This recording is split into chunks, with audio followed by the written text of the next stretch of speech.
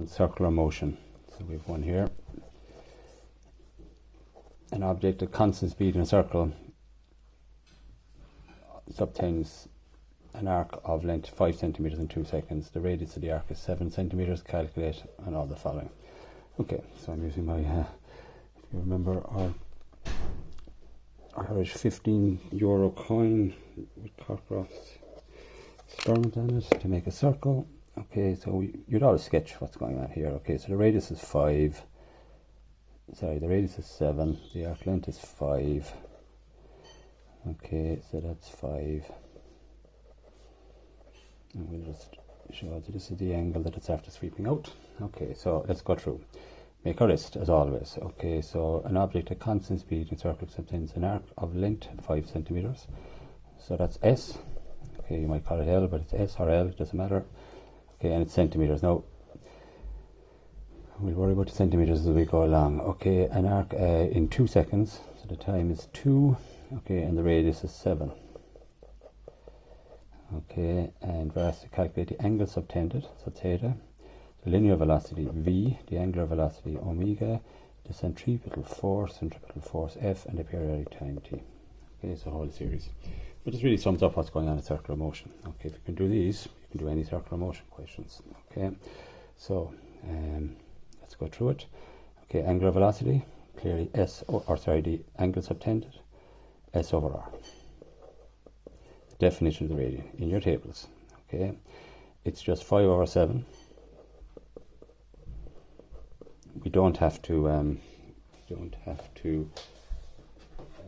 change it to centimeters and meters because it's just a ratio, centimeters divided by centimeters. So remember, you're happy to leave that as 5 over 7. Okay, if you like, leave it at that. That's a fine fraction to leave. Or if you want to 2 decimal places, 0.71 of a second, or 0.71.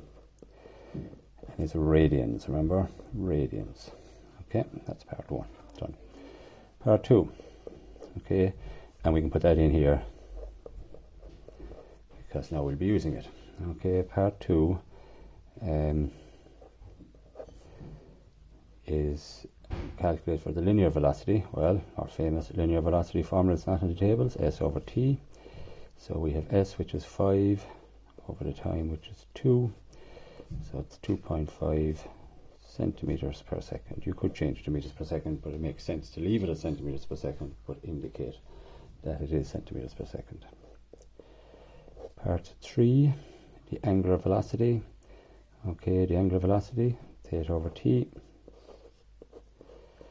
Okay, so it is the angle in radians 0.71 divided by the time, which is 2.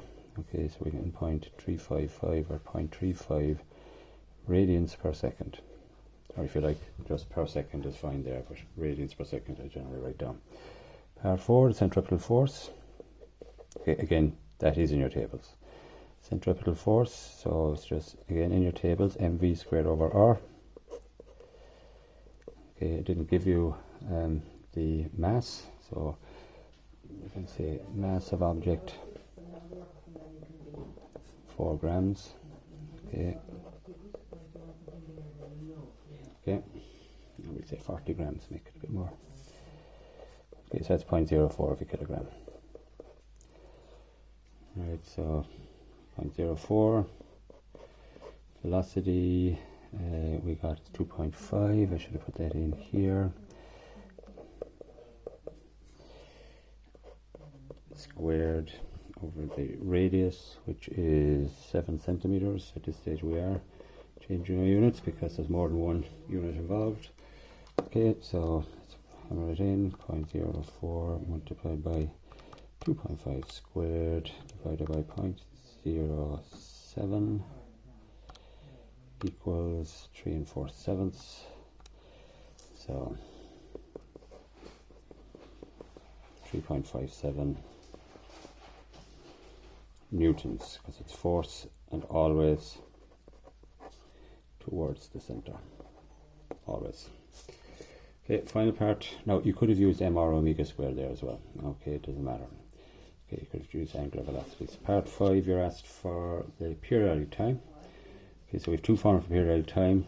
So remember, one of these is in the tables, one isn't, or when you're, yeah, so t is 2 pi over omega is, so I'll just use that one just for variety. So it's just 2 pi over the angular velocity, which is 0.35. Okay, so we have 2 multiplied by pi divided by 0.35. So we're getting an answer of 17.95 seconds.